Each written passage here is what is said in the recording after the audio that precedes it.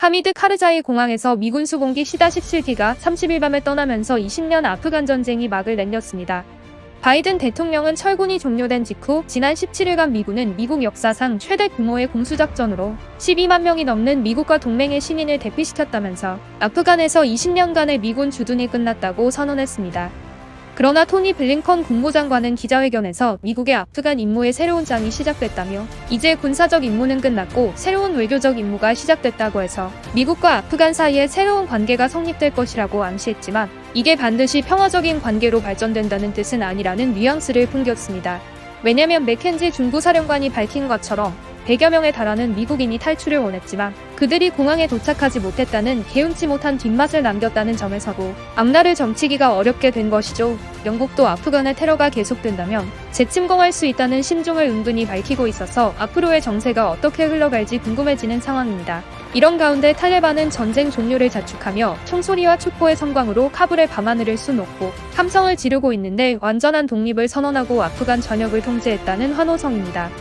미국이 2조 달러를 쏟아부었지만 미군 2,400명 이상의 희생자만 남긴 채 선거 없이 끝난 20년 전쟁의 결과를 상징이라도 하듯이 미군의 블랙호크로 추정되는 헬기가 상공을 날고 밧줄에 매달린 탈레반 대원이 도시 상공을 순찰하고 있는 영상이 나돌았는데 이것은 아프간에 더 이상 탈레반을 위협하는 어떤 세력도 없다는 것을 보여준 일종의 퍼포먼스였고 탈레반 선전 매체로 알려진 탈리브 타임스에 의하면 헬기는 UH-60 블랙호크 기종이고 이 시간에도 헬기들이 칸다하르 상공을 비행하며 순찰하고 있다고 밝혔는데 일각에서는 탈레반이 미군의 무기들을 이용해 자신들의 힘을 과시하고 대대적인 선전에 나선 것이라는 해석을 내놓고 있는 한편 카불 시가지에서는 무장한 탈레반 대원들이 미군의 험비 차량을 몰고 있는 장면들이 외신을 통해 공개되기도 했습니다. 미국 백악관이 지난 20년간 아프간에 쏟아부은 100조 원 상당의 군사 자산이 탈레반 손에 넘어간 것도 유쾌한 일이 아니라서 아직도 아프간 정국은 기대와 우려가 함께한다고 볼 수 있겠습니다. 지난달 17일 제이크 설리번 백악관 국가안보보좌관은 우리는 모든 군사 물품이 어디로 갔는지 정확하게 파악하지 못하고 있다. 그러나 이 중 상당수가 탈레반의 손에 넘어갔다고 밝힌 바 있고 한 외신은 미군이 아프간 정부군에게 기관총 7천여 정, 험비 4,700여 대, 수류탄 2만 개, 정찰용 드론, 군용기 200여 대를 남겼다고 전했습니다. 미군은 철군 막판까지 사용하던 무기를 폐기하고 떠났다 했고 맥켄지 중부사령관은 그런 장비들을 군사 용도로 절대 다시 쓰지 못하도록 불능화했다. 비행기들은 다시는 하늘을 날지 못할 것이며 그 누구도 다시 작동하는 일이 없을 것이라고 강조했습니다. 미국은 요즘 이래저래 심기가 불편한 상태죠. 지난 4월에 바이든 대통령은 20주년이 되는 9월 11일까지 아프간 철군을 완료하겠다고 했는데 탈레반이 예상 외로 빨리 치고 올라오는 바람에 숨가쁜 작전을 수행했고 그 과정에서 13명의 미군이 희생되어 유해가 소환되었을 때 바이든 대통령이 직접 침통한 분위기 속에서 맞이했고 2차례 보복을 성공했지만 리더십에 큰 상처를 입고 말았습니다. 미국 내에서는 비난 여론이 거세지는 한편 국제사회에서도 민망함을 감추지 못하고 있는 것이죠. 아직은 추가 파병의 난색을 표하고 있지만 바이든 대통령은 카불공항 테러 직후 끝까지 추적해서 정밀 타격하겠다며 끝까지 추적해 대가를 치르게 하겠다며 군사보복을 강력하게 천명한 바 있죠. 이와 같은 상황에 한국이 미군의 도움을 받아 390명의 조력자를 구한 미라클 작전 성공은 바이든 정부의 유일한 희망으로 어려울 때 버팀목이 된 것입니다. 믿었던 일본은 실패했고 영국도 프랑스도 실패했지만 한국이 100% 성공한 것입니다. 한국의 세심한 준비와 뛰어난 리더십, 그리고 미군과의 원활한 협력이 낳은 결과죠.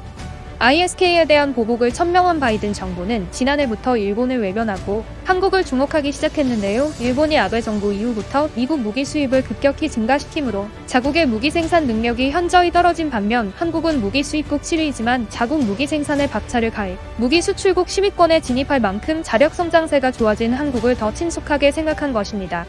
미국의 대표적 싱크탱크인 전략국제문제연구소의 그레그 루빈스타인은 일본 방위산업체들의 특징은 비효율적이고 비경제적인 비용, 대부분 백기기에 그치는 연구개발이라고 지적하고 미국이나 유럽의 방위산업체는 국제 무기시장에서 경쟁력을 가지고 있지만 일본 업체들은 자국 정부의 예산 따먹기에서 벗어나지 못하고 있다고 했습니다. 일본 정부가 수입만 하려고 했지 자국 방위 산업체들이 생산한 무기 구매하지 않으니까 일본 업체들은 사기가 떨어지고 연구개발에 투자를 꺼린다는 겁니다. 한국은 무기 개발에서도 다른 결과를 나타내고 있습니다. 스웨덴 싱크탱크 스톡홀름 국제평화연구소가 지난 3월에 발표한 보고서 2019년 국제무기 이전 추세에 따르면 2015에서 2019년 세계 전체 무기 수출량 중에 미국이 36%, 러시아가 21%, 중국 5.5%로 프랑스, 독일에 이어 5위, 한국은 2010에서 2014년 점유율이 0.9%였으나 2015에서 2019년에는 2.1%까지 끌어올려 세계 10위를 차지했다고 발표했죠. 이 기간 한국의 무기 수출량은 143% 증가해 상위 10개국 가운데 가장 가파른 증가세를 보였는데 2005에서 2014년 기간에는 수출의 과반이 터키에 집중된 것과 달리 2015에서 2019년에는 영국, 이라크, 인도네시아 등으로 고객이 다변화되었다는 보고입니다. 그런데 무기 수입국 상위 10위권에 사우디, 이집트, 알제리, 아랍에미리트, 이라크, 카타르 등 7개국이 포함되었다며 스키리의 선임 연구원 피터르 베제만은 분쟁이 심각한 데다가 긴장이 고조돼 전쟁이 발발 가능성이 높은 중동에 중화기가 많이 수출된다는 점이 우려된다고 했습니다.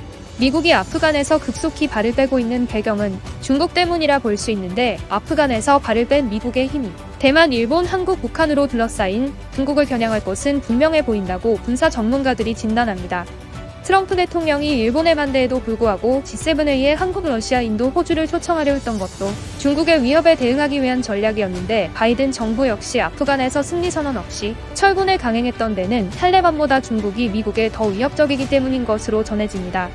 첨단 무기 등 군사적 수단을 사용했던 트럼프 행정부보다 바이든 행정부는 군사력 외에 정치, 경제, 사이버, 과학기술 등 모든 분야에서 중국을 압박하는 데 초점을 두고 있습니다.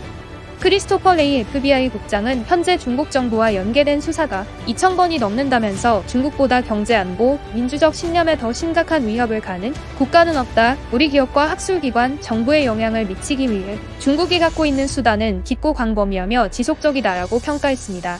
지금 인도 태평양 사령부의 핵심 의제는 대만이고 대만 해협 인근으로 전진 배치될 수 있어 중국과 대만의 긴장이 커지고 있는 상황에 당연 미국은 한국에 더 친숙해지고 있는데요. 그 액션 중에 하나가 한미 미사일 지침을 개정을 통해 한국군의 탄도미사일, 탄도 중량 제한 해제와 우주 발사체 고체 연료 사용 제한의 해제가 첫걸음이라고 할 수 있습니다.